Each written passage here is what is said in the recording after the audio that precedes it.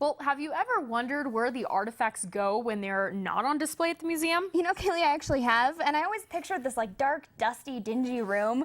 But at the Museum of Northern Arizona, that's definitely not the case. Yeah, the museum has a special building known as the Easton Building, which houses collections, and the structure itself is actually pretty innovative. NAZ Today takes a look inside the Easton Building to see where local history is housed. When we were planning for the building, we wanted it to be very sustainable, and we also wanted it to be comfortable for tribes to come into. Years ago, the Zuni delegation came to look at Zuni pots and jewelry in our collections in old storage, and they had to stop at a collection door, and they could not go beyond because we had some things that they weren't supposed to be exposed to.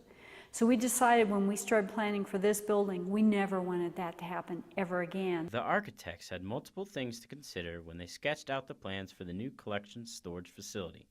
From its Eastern orientation to its use of native materials in its design, the Eastern Collection Center is built to serve the cultures whose relics it houses. But that's not all. We have to be sustainable in our society. If we're not, we'll just continue to use up resources. So it's a part of our mission to be as sustainable as we can. Runoff is collected to water the Easton Center's living roof, where native plants and wildflowers bloom. The other side of the roof is covered in solar panels, and the building's foundation is made with materials from old cinder block structures. Now the museum is applying their same goals for sustainability to the restoration of historical buildings on their campus. We recently renovated a 1935 dairy barn and turned it into a zoology lab. If you'd like more information about the Collections Building, you can visit musnaz.org.